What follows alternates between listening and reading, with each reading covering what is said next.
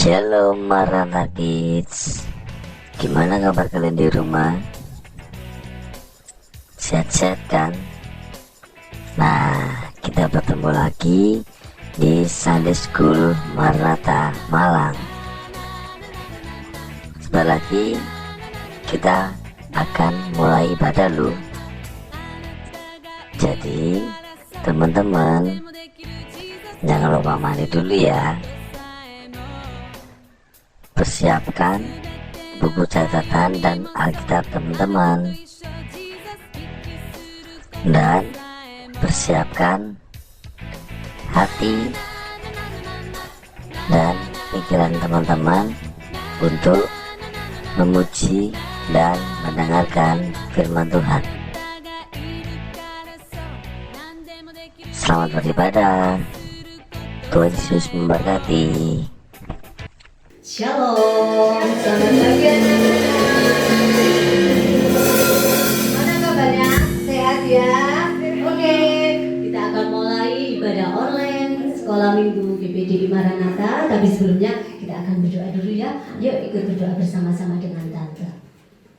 Segala puji, hormat, syukur kami naikkan kepadamu Tuhan. Terima kasih buat kesehatan yang Tuhan berikan kepada kami semua yang ada di sini, juga anak-anak yang di rumah beserta papa, mama dan semua keluarganya.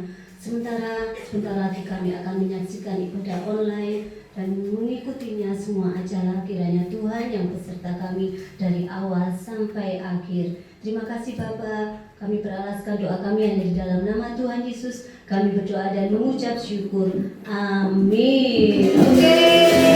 Nah, anak-anak tetap stay di rumah, tetap sehat, tetap kuat. Kita akan berjalan bersama Tuhan.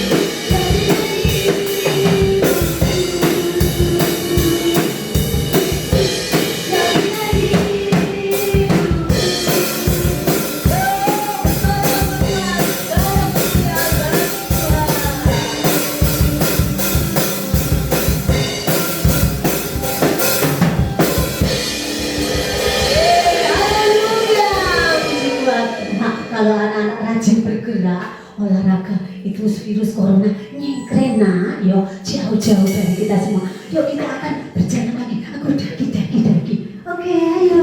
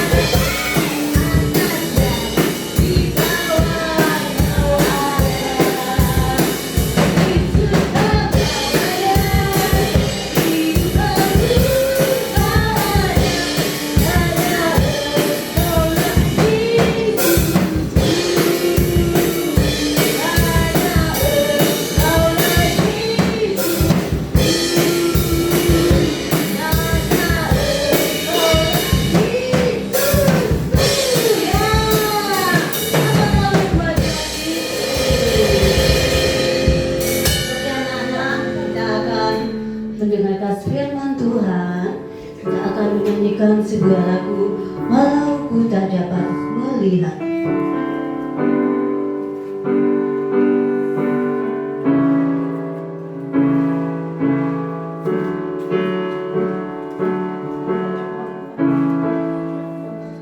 Ku sadar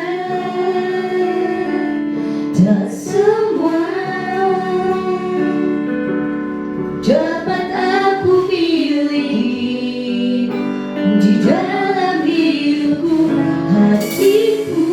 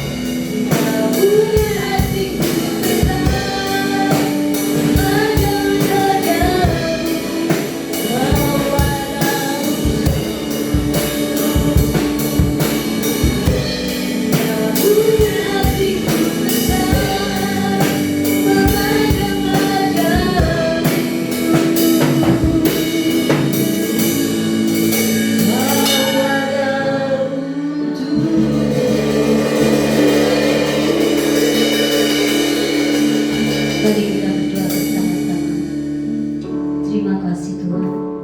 Walaupun kami tidak dapat memiliki semua yang kami ingini, kami tidak bisa berharap akan sesuatu yang kami harapkan, tetapi yang menjadi keyakinan kami bahwa Engkau ada bersama kami, itu sudah lebih dari cukup. Engkau sumber kekuatan kami, Engkau sumber kekuatan anak-anak semua, sumber kekuatan orang tua, dan sumber kekuatan bagi siapa saja yang berharap kepada Engkau. Terima kasih Tuhan, terima kasih. Sebentar firman-Mu akan disampaikan. Kami percaya Roh Kudus-Mu turun mengurapi semua anak-anak hingga mereka boleh menjadi berkat dimanapun mereka berada. Terima kasih Bapa. Kami beralaskan segala seru doa kami hanya di dalam nama Tuhan Yesus Kristus.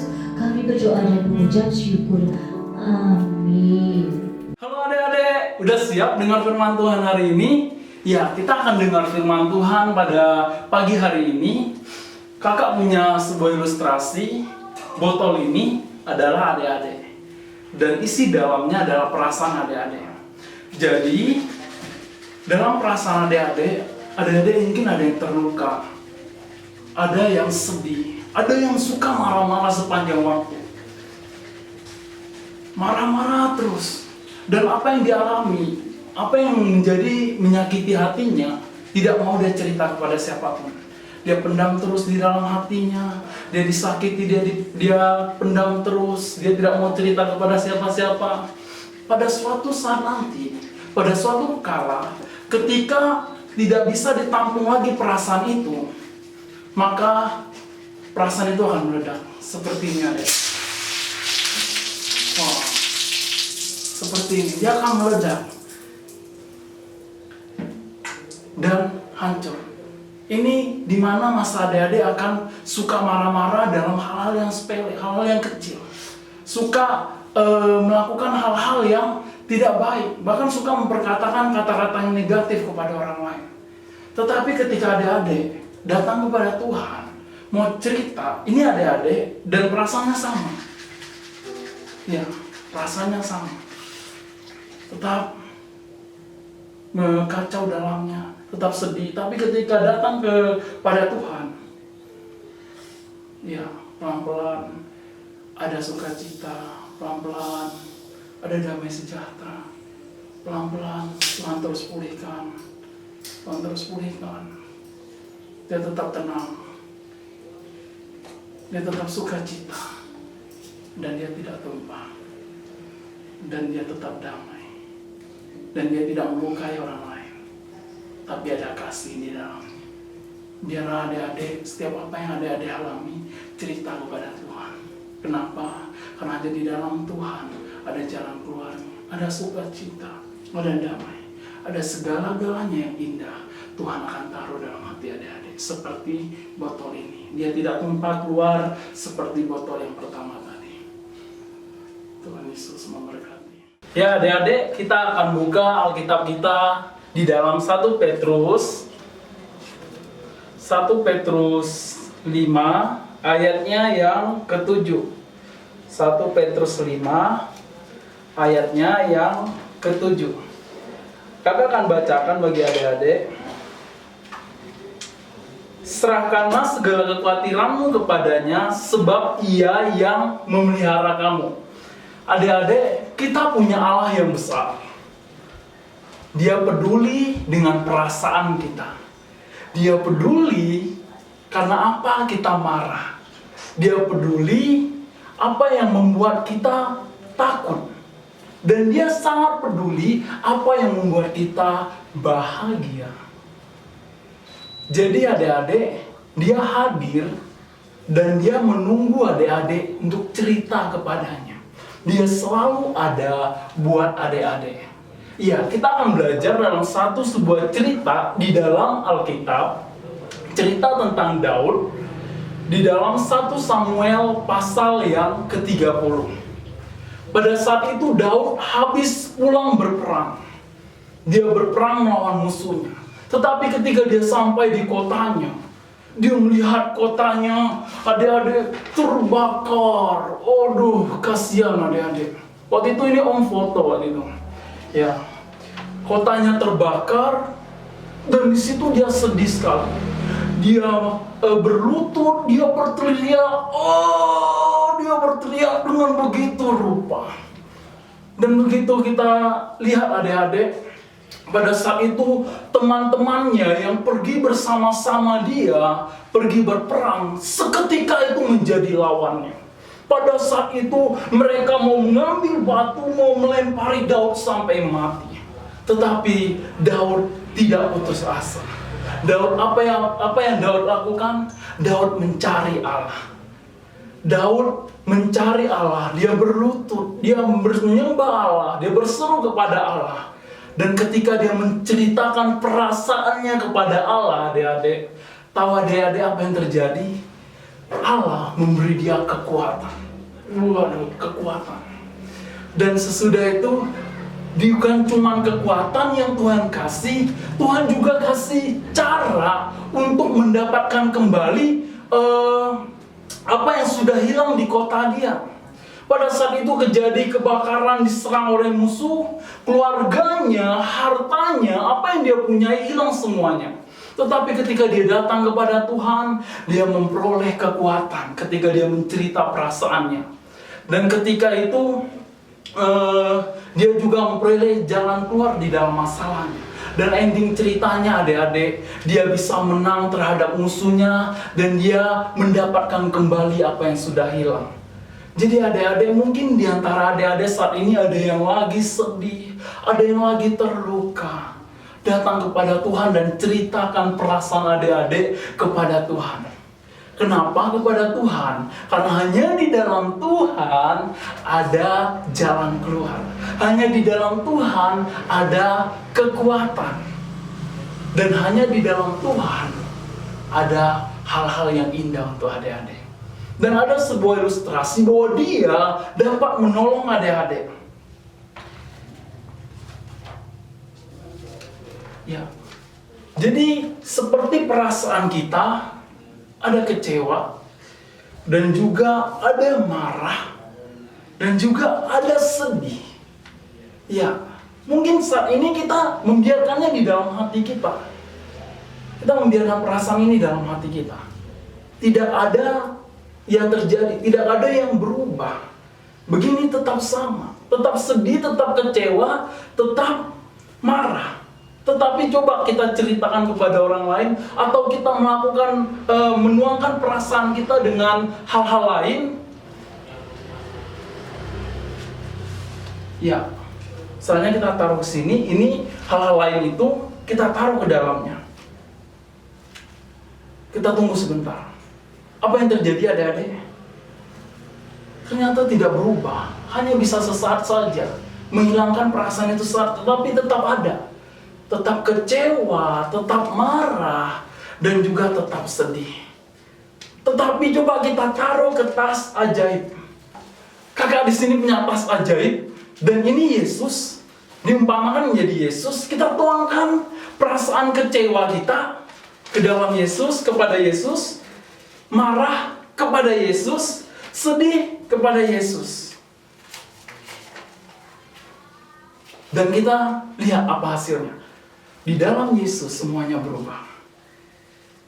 Sedih menjadi sukacita. Kecewa menjadi damai. Marah menjadi sabar. Wow, luar biasa. Jadi ketika kita mengungkapkan perasaan kita kepada Yesus, maka di situ Yesus bisa mengubah semuanya menjadi indah.